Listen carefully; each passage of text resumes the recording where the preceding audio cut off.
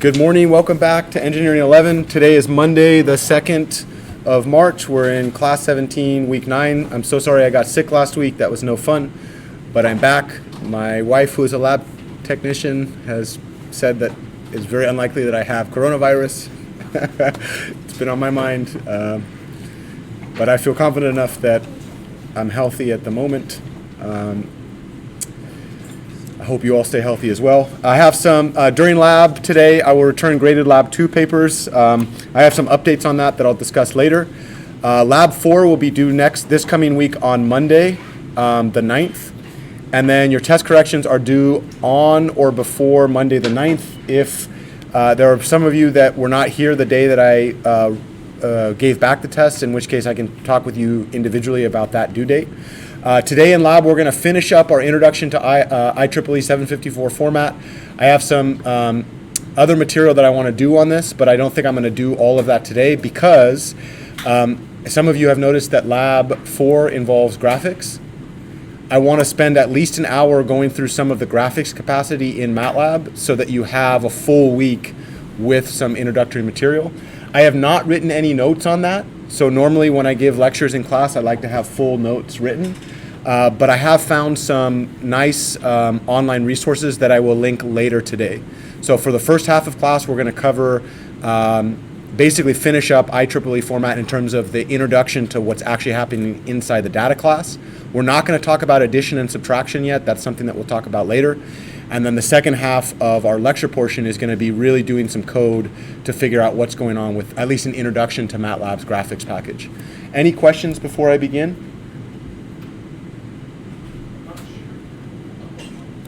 Am I not?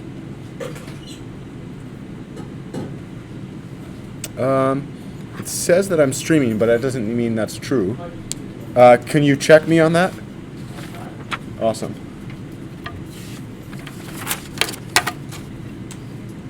Okay, I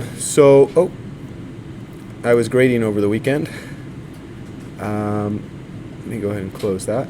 All right, so we had this concept last time that we spoke. We were talking about the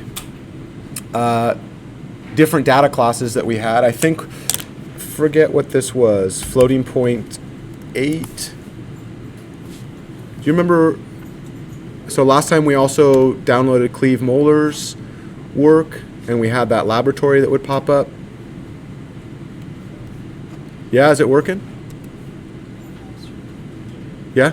Okay, and I think I was sure today to change the microphone. I'm really hoping that the sound is working on that. So one of the things that we did last time, and we're going to finish this up today, is we talked about the binary 8 and binary 16. We're going to finish up binary 32 and binary 64 by taking some examples of that. We may get into numerical analysis by the end of the quarter, in which case we're going to see why we spent so much time on that in terms of rounding errors. What I wanted to talk about today was a quick reminder of those data classes. So in particular, I'd like to do binary 32, and I want to do one that actually is not straightforward. So I want to do a type 2 number. And the type 2 number we're going to look at maybe has a relatively large integer part. So maybe we do something like 2,100, and I don't think that's going to be interesting enough. So what if we did something like 2,613 divided by 5. And what I want to do is actually I want to produce the bit string for this thing in hexadecimal that's going to be stored in MATLAB. And then I also want to encode this same number in binary 64. And I want to be able to confirm for ourselves what those bit strings are going to be. So if we think about this, this is 64 bits, so we're going to call the most significant bit B63, B62, and then all the way down to B0.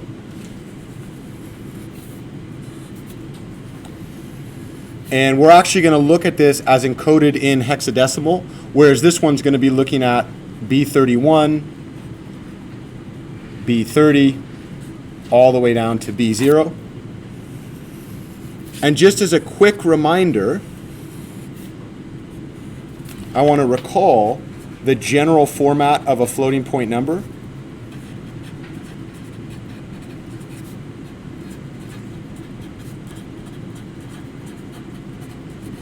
Okay, so we have this concept of floating point encodings. So if I look at y as a floating point number, do you remember the general format? What was the first bit always dedicated to? Yeah, so we have either a positive or negative. And then what did we have?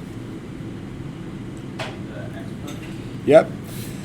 So we have this concept of, so the exponent's a little bit interesting, right? Because the exponent actually follows this thing. So we would say 2 to the e.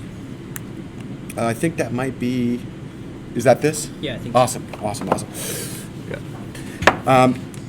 So 2 to the e, we call this the exponent value. And then what happens in here?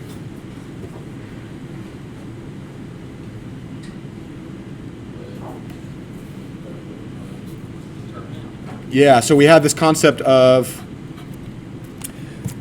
this thing right here was going to be called what we, you remember what we said for that? Yeah, normalized floating point numbers. And what was interesting about that is that was true for 1 less than or equal to, I forget what we called, I think this was the unsigned integer value, less than or equal to 2 to the beta minus 1, where beta is the number of bits dedicated to the exponent field.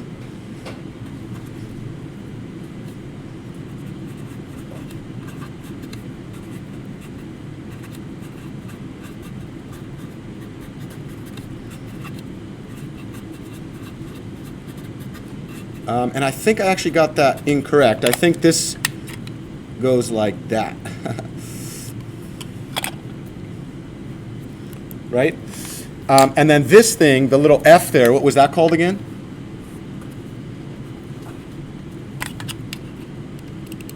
This was called the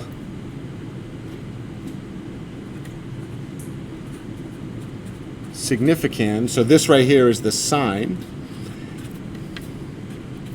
All right. And then the question that I have for you as a recall was how many bits are dedicated to the sign, how many bits are dedicated to the exponent, and how many bits are dedicated to the significand in each of these data classes. And to answer that question, I'll go back to this table. So in binary 32, how many bits are dedicated to the sign? 1. How many bits are dedicated to the exponent field? 8. So in this case, we would say that beta is equal to 8. So here we go all the way down. I think this is going to be B23. And then here, this would be B22 all the way down to B0. So beta in this case is 8. Number of bits in exponent. In contrast, how many bits in binary 64 for the exponent? 11. So in this case, we would go B62, 52, 50. Yeah, so I think 52 to 62 is actually 11, right? Which is kind of interesting because it counts the 52, 53, 54, 55, 56, 57, 58, 59, 60, 61, 62. So this goes down to B52. And then this is now B51 down to B0. And in both of those situations, we have this kind of, I thought I had my little colors here.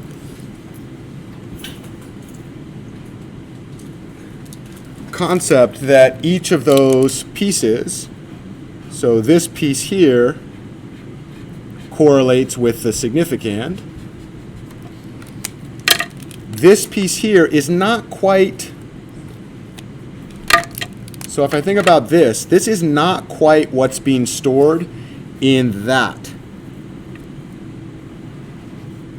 So we're going to remind ourselves of this. It's related to the concept, which we spoke about. And then, of course, the sign bit is out in front. And that's always stored here. All right, so let's go ahead and look at that number.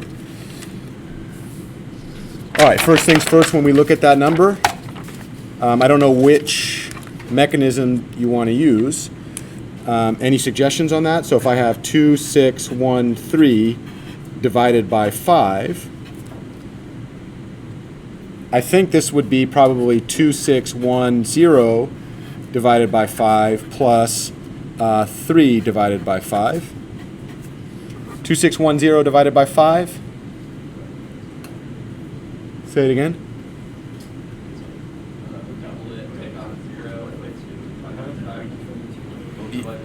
Yeah, it looks like 522, right? So this is something like 522. Can someone confirm that? Plus 3 over 5. Oh, that's really too bad. I was hoping that we would have a more interesting binary number in the front there. All right, 522 looks something like 512 plus 10, right?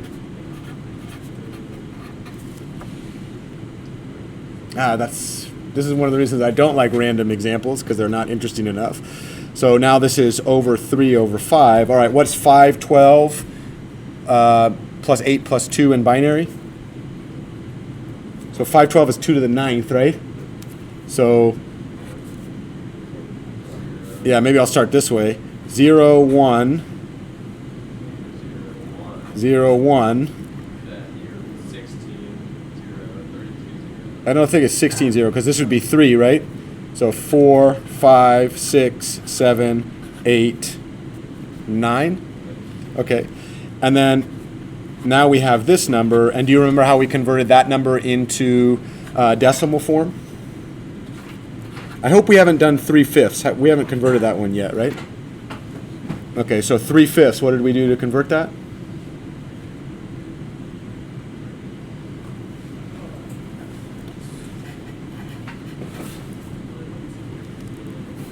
Yeah, so let's start with the number x equal 3 over 5, which is 0.6. And then step 1, we're going to take that number and multiply by 2. So we'll look at 2 times 0.6. What's 2 times 0.6? 1.2, which is 1 plus 0.2. So here we're going to call this the remainder, and we'll call this one right here the first bit, I guess, of fractional part. So let's go ahead and track. We've got a 1 in the fractional part. Now that we have that remainder, what's the next thing we're going to do? Yeah, we take the remainder, multiply by 2. So here we go. Step 2, we take 2 times 0.2. What's 2 times 0.2? 0.4, which of course is 0 plus 0.4. So what's the second bit? 0, and then here we've got our second remainder. Okay, so now we've got 0. All right, what's the next step there?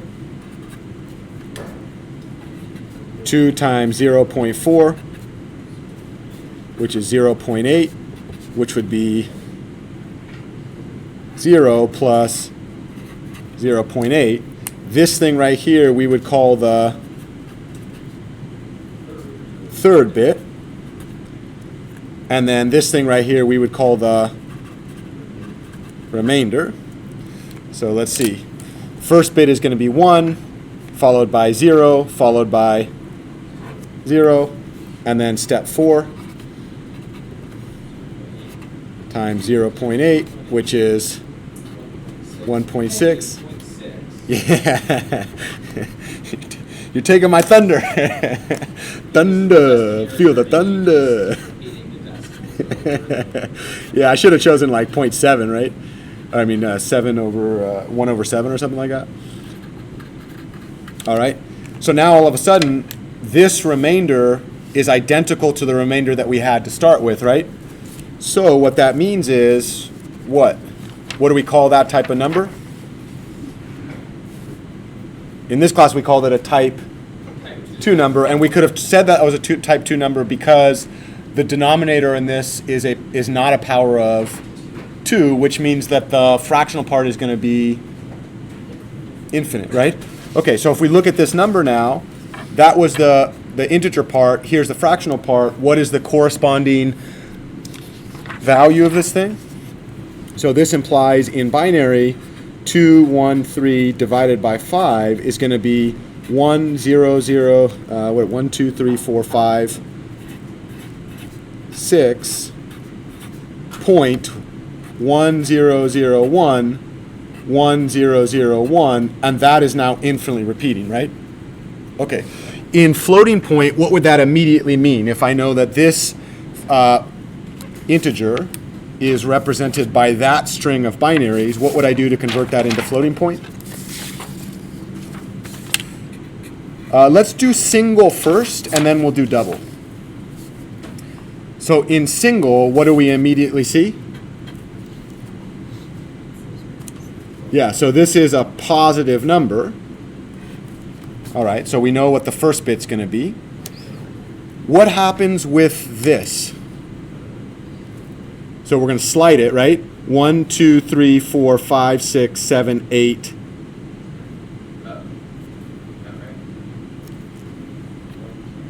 You got to be a little careful, right? Because this is the 0 bit, 0 position, first, second, third, fourth, fifth, sixth, seventh, eighth, ninth position, right? Now, I don't know if we got that correct. Did we get the 512 correct, that is indeed? Okay, so that's definitely in the ninth position, right? 2 to the 9 is 512 because 2 to the 10 is 1040, right? 1024, sorry. I caught myself. All right, so here we go. This would be 1.123455 1010, and then now is our repeating point 1001 1001. That would go on forever. 2 to the what?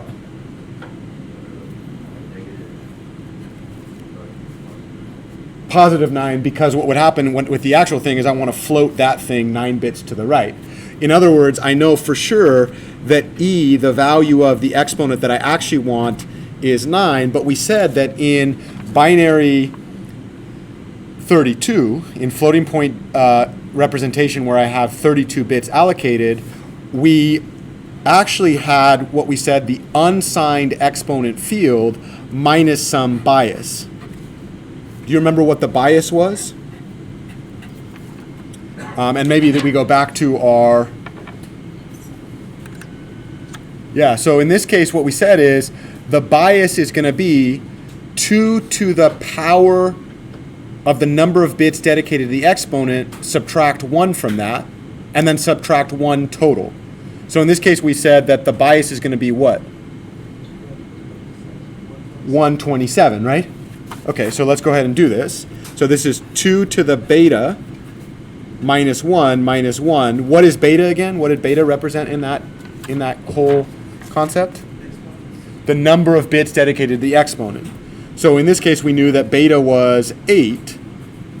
And then the hardest problem we've solved all day, 8 minus 1 is 7. 2 to the 7 is 128 minus 1. Okay, so if I know that e is equal to 9, what I really want to know is what's the exponent field. But I know that the bias that I'm going to store is 127. So what's the corresponding value of the exponent field in this case? Yeah, so it would be 127 plus 9. And then Josh is super fast. And he says 127 plus 9 is 136. What is 136 as a sequence of 8 binary bits?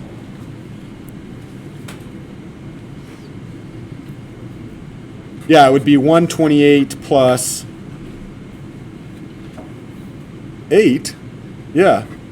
Okay, so 128 would be, well, let's go backwards, right? 0 1s, 0 2s, 0 4s, 1 8, 0 16s, 0 32s, 0 64s, 1 127th, 128ths.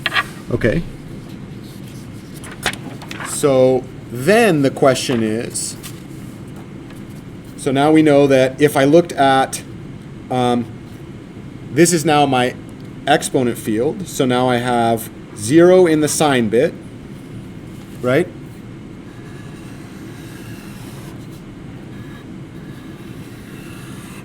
What's my exponent? 1, 0, 0, 0, 1, 0, 0, 0.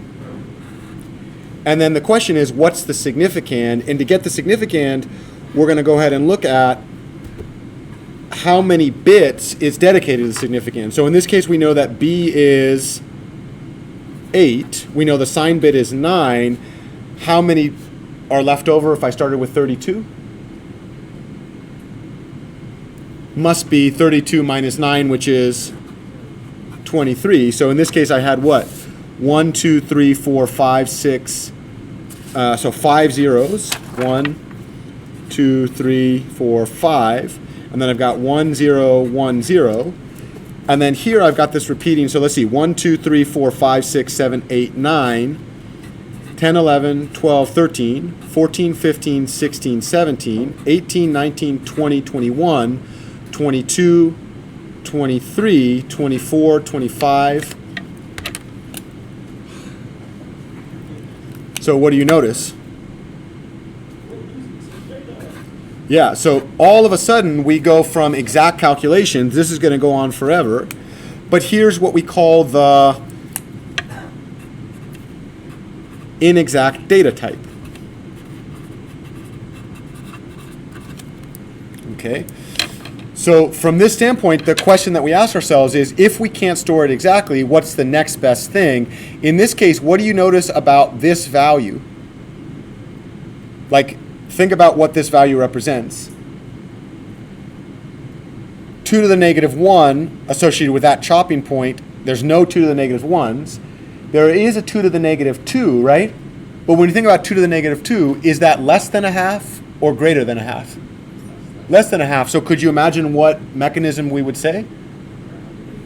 Round down, which means literally a rounding down in this case is equivalent to chopping off. So what string of bits do we say here? 1, 2, 3, 4, 5, 1, 0, 1, 0. And then literally we just go to the end. So I'm not going to write all those in this particular case, and the last thing we have is 1, 0. But now what I want to do is actually write this for ourselves in a way that we can check whether or not MATLAB is doing this. And this took us a long time. One of the things, I actually have a feeling that this is not hard for an elementary student to learn. Like I think I could teach my son this when he's 10. And if we actually go back to the point there and then build this into our curriculum, then by the time you get to this space, you're not worried about what I would call fundamental knowledge in computer science, right? That's a much different systemic change. But what we've just found is, what is the corresponding sequence of bits? And what I do is group them by 4. Yeah, these, so I have an extra 0, 0, 0, 0. And then now, this marker right here, let's go ahead and mark that. So that marker is the third in this string. So those two bits are identical, right? So now what I'm going to do is chop these into 4. Okay. You see it? Yes.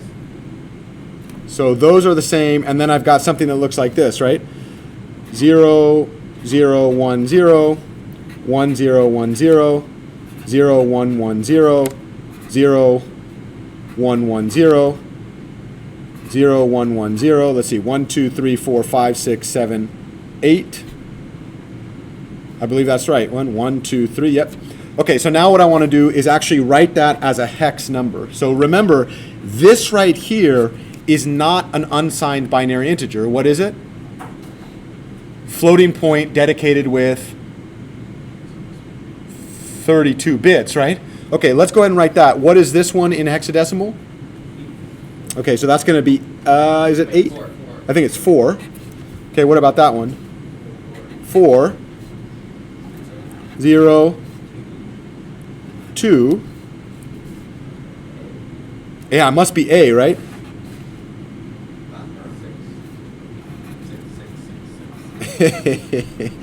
Okay. So this binary 16 is a raw representation of that number in floating point 32 or binary 32 in terms of the bit string that's actually stored, right? Okay, so here we go.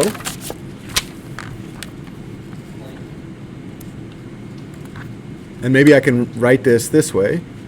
So let's go ahead and do this. Let's go single, I think is the MATLAB code for this.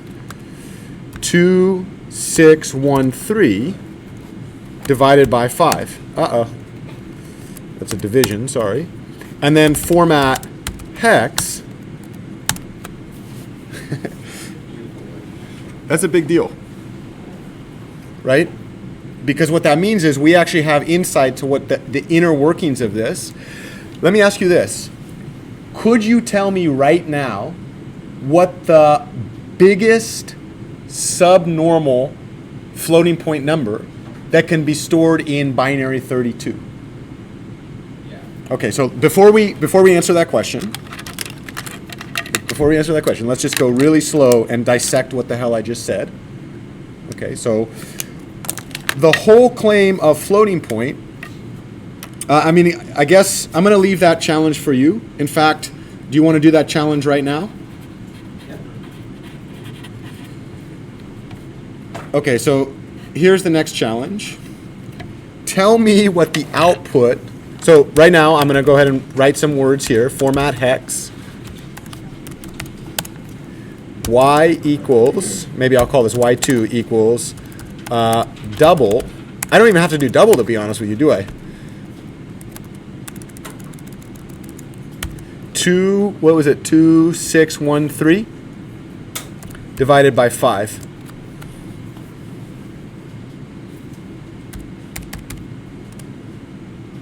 Okay.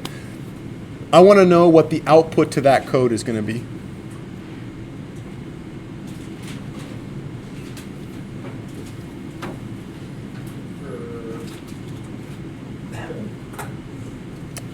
So remember, if I don't tell MATLAB what type of data class I want to use, what does MATLAB always default to? A double. So in this case, when I write this piece of code, what is MATLAB going to do in the background? It's going to take this number and represent it as binary 64, right? I'll do this one with you. Maybe I'll stay silent about it so that you can actually do it for yourself, but I'll do it on the board for those of us following along at home.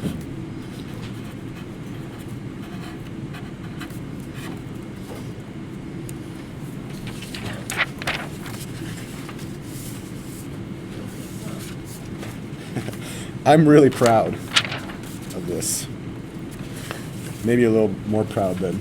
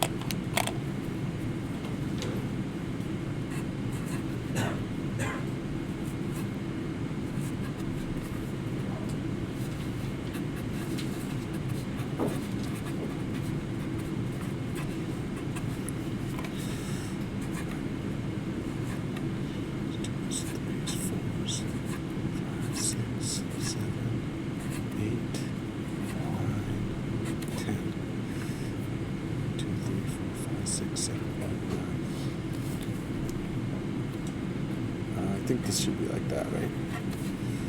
2, 3, 4, 5, 6,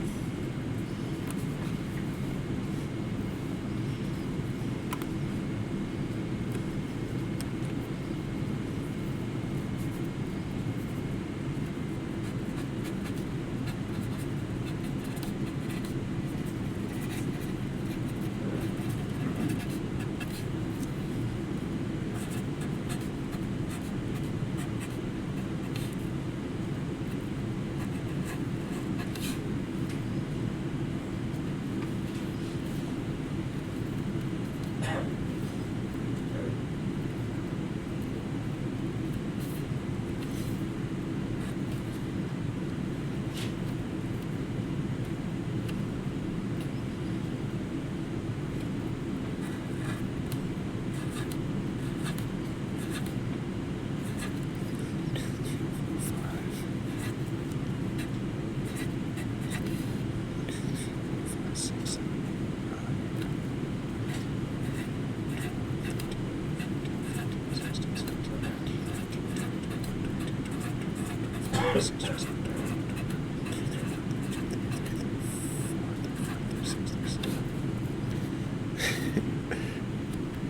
9,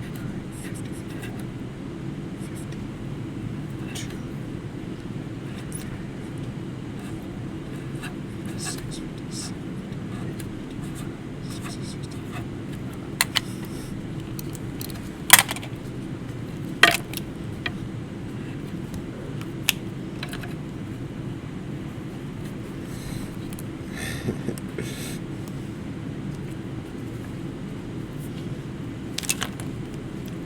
You got it the same? Oh, okay. 6, 7, 8, 9, 10, 11, 12, 13, 14, 15, 16. I mean, I could actually just do it, right?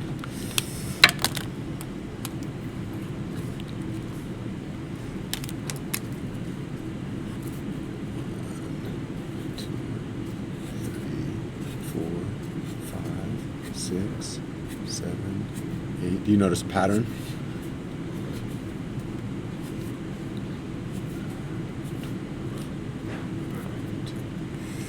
$13 times 4 is 52, right? That's a card problem, no? There's 4 numbers, or 4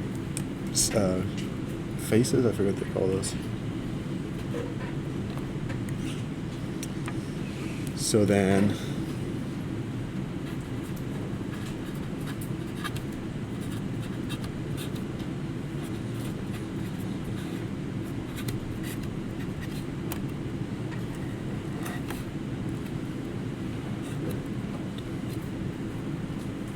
one, 2, 3, 4, 5, 6. 2, 3, 4, 5, 6, 7, 8, 9, 10.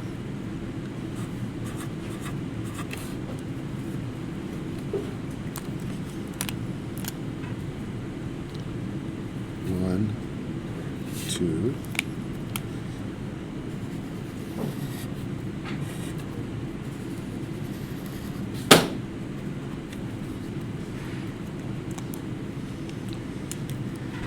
And then here we've got 0, 0, 0, 0, 0, 1, 0, 1, 0, 1, 0, 0, and then literally 1, 0, 1, 1, 0, 0 repeats until the very last one. Any I don't know where you all are on that. I'll shut up for a bit.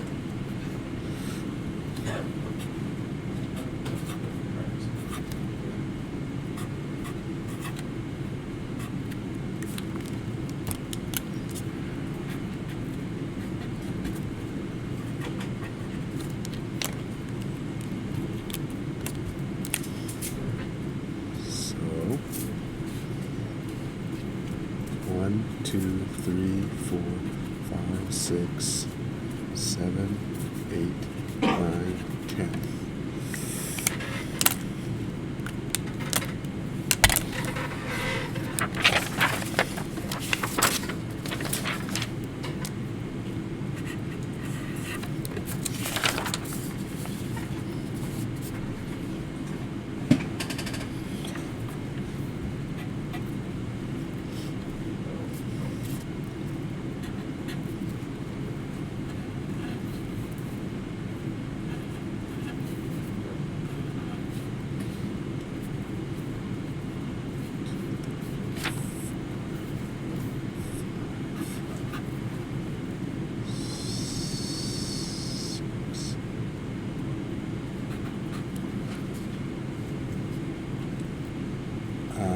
what is that, 12?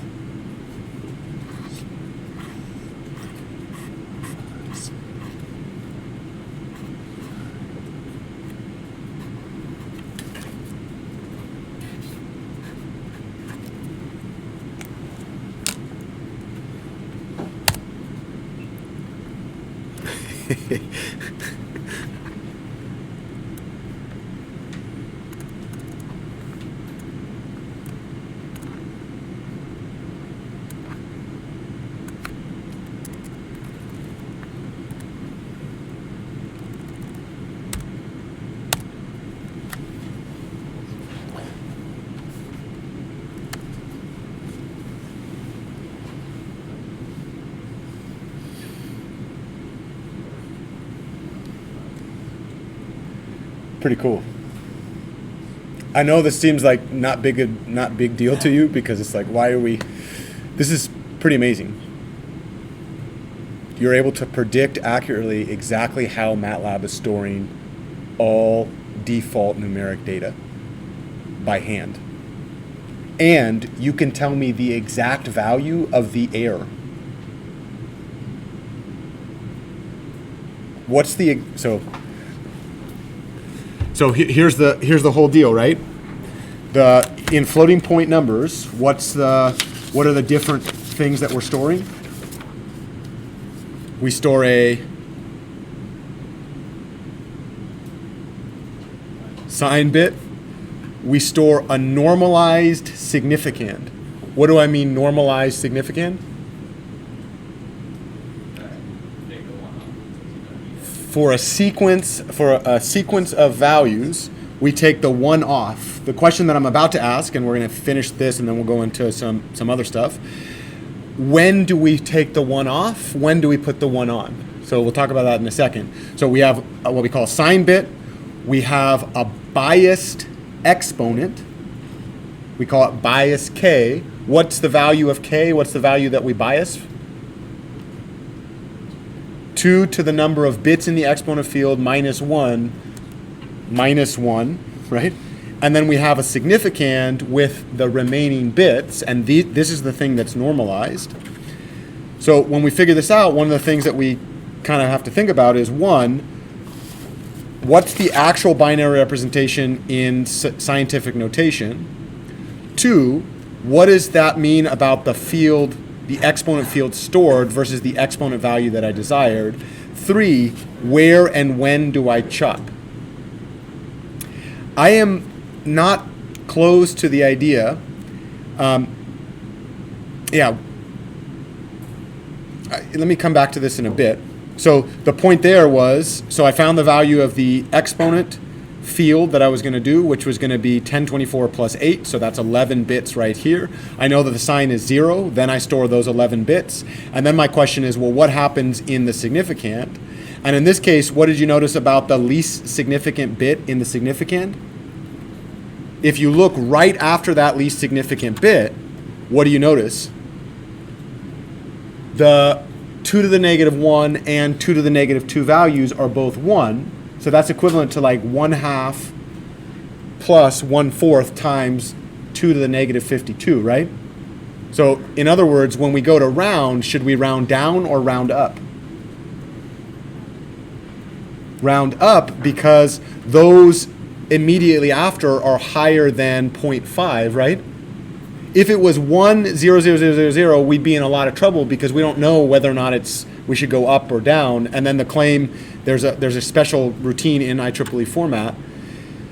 So from that standpoint, one of the things that we'll say is, in this case, we'll round up, which means that trailing bit, instead of being 0, is 1. And then in hex, once we have that, all we do is we count the number of trailing. What do you notice in this case when it's infinite repeating? All of those are infinite repeating, so I can literally just count those bits. And so I predict this is the value stored in memory, and lo and behold, check it out. That actually should be 9 C's, and then the last one's a D because I rounded up. Okay, I'm going to talk about why I felt this was so powerful in just a bit by giving you some historical context. But before I do that, maybe we'll do binary 64. So I want to ask some interesting questions, and I want to show you that you now have what we might call, you've popped the hood of MATLAB. It only took 8 weeks, right? 6 weeks of active work on this. For what values, when do we normalize?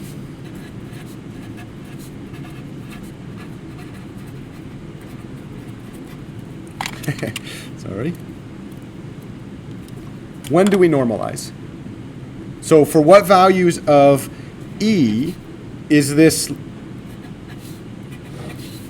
do we write it as positive or negative 1 plus F times 2 to the E? And the real thing that I might ask is, for what values of U does this hold? So in binary 64, what did we say about the number of bits dedicated to the exponent? 11. Okay. Remember that in this situation we said that everything, so 1, 2, 3, 4, 5, 6, 7, 8, 9, 10, 11, but we said that if the exponent field is all ones, what ends up happening? Yeah, it's called NaN, capital A, N, lowercase a, capital N, not a number. It's another way to say that. So what we say is that the one right under that is going to be the last normalized number. What about the lowest number? If the exponent field has, let's see, 1, 2, 3, 4, 5, 6, 7, 8, 9, 10, 11. So note, 4, 5, 6, 7, 8, 9, 10, 11. That situation is called subnormal numbers.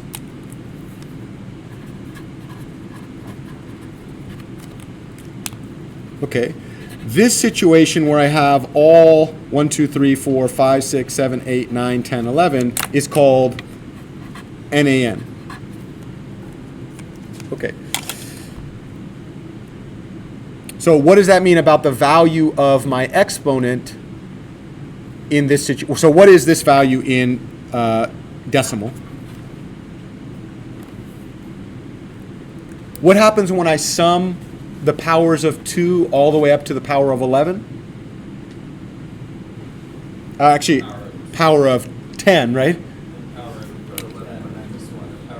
Yeah, so this would be 2 to the 11 minus 1 minus 1, right? Wait, would it be 2 to the 11 minus 1? Well, you got to be a little careful, right? Because why? Why am I saying be careful there?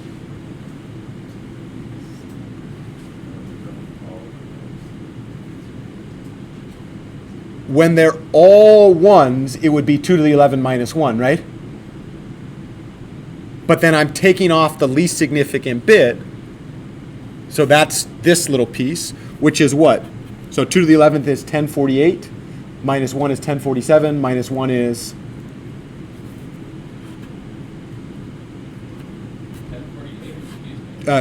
2048. Sorry. Don't listen to the words coming out of my mouth. Look at the cells in my brain. Yeah, so this would be... Okay, so let's go ahead and check that. Let's go ahead and store 2 to the 2046.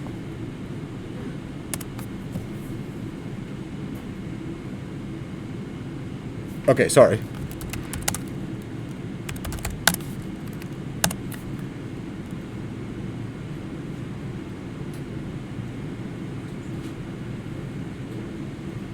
What happened there?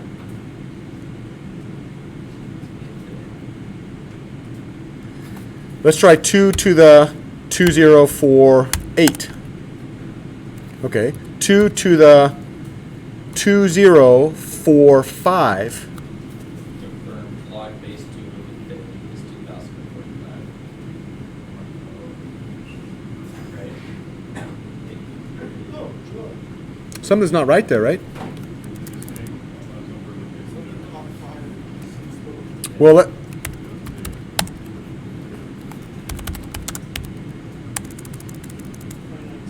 So so this one I probably shouldn't mess around with, right? There's probably some, okay. Did I misrepresent something here? Oh, of course I misrepresent something. Yay, my brain works. Okay, this value is the unbiased value of the exponent, right? That's not the question that we were asking ourselves, right? The question was, what's the corresponding value of the exponent corresponding with this? And what did we say about k? So if we know that beta is 11, what does that immediately mean about our biased? It's 2 to the 10 minus 1, which is what? 1023. What does that mean about the bottom part? So what happens when I subtract 1 minus 1023?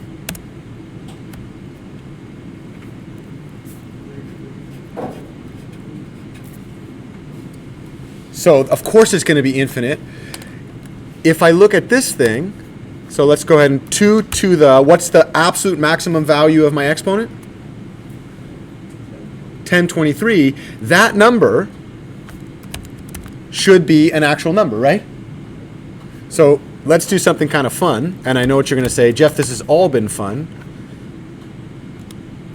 Let's do 4. I goes from 0 to 10 up by ones.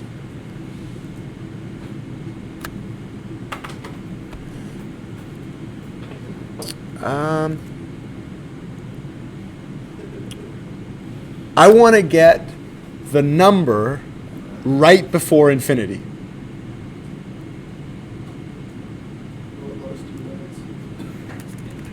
And then we'll stop for today. I have a lot more to say about this, and hopefully in later class. We still have 3 weeks, right?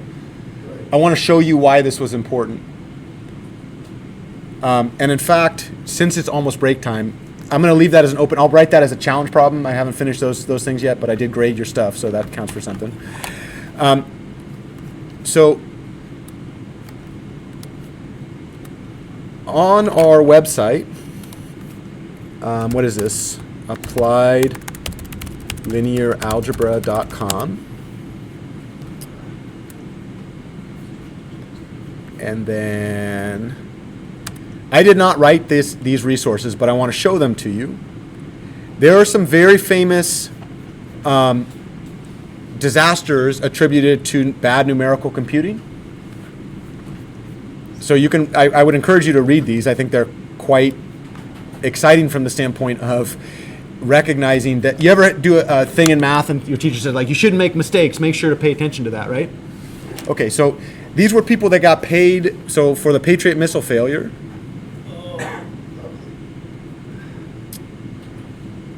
You can read these.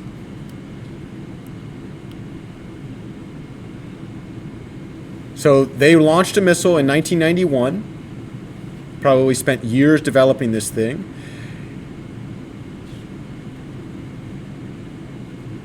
It was supposed to intercept another missile, but it didn't. And it ended up, they did like a years-long investigation, and the problem that they found was that the people that coded the navigation system to the missile did stupid numerical calculations. So people died because of round-off errors. Now, I'm not claiming that you all are going to go on to build bridges and, this is called the military-industrial complex. This is one of the pipelines for mathematical minds, right? Here's a rocket. $7 billion gone for round-off errors. I am not claiming that you all have the information that you need right now to fully understand round-off errors. But I have been told by students, hey, Jeff, this is not learning how to code. This is learning numerical computation. And I fundamentally disagree with that. The entirety, every single data class in MATLAB gets mapped down to digits, a sequence of binary digits. And the fundamentals of numerical computation is this concept. We cannot store infinite amounts of data on a finite computation machine, which means at some point we have to truncate. That truncate is based on the data that we the data type that we choose. And right now, you all have, in your first introduction to computation, you have deep insights into the premier data class for numerical computation. Now, I'm not claiming that if I send you out right now and go get you paid by the US government, Department of Defense, or Army or Navy, that you're going to be able to design well-structuring missile systems, because that requires a ton of other information, right? But what I am claiming is you all now have access in an introduction to computation to a fundamental concept that sets the foundation for all numerical computation, which is how do we encode numbers. Hopefully later this quarter, if I have the bandwidth and you all have the interest, we'll actually do some analysis using this data class. That's here for you at the bottom. This is why I did this. I wanted to give you an introduction to numerical computation that gets you under the hood and gets you understanding what MATLAB does when you declare your first variable. I am very proud of this. Many mathematicians that I know did not learn this, numerical analysts, till the second year of grad school, myself included. Second year of my PhD program is the first time that I was exposed to this. You all learning this in your first introduction. I will shut up for today. I have more to say about this, and we will return to this later. I have some beautiful challenge problems that I'm going to pose to you, hopefully in suggested problems type. For now, it is now 10:55. Can we be back at 11:05? All right. I'll see you at 11:05, and then we will continue our introduction to MATLAB graphics, actually.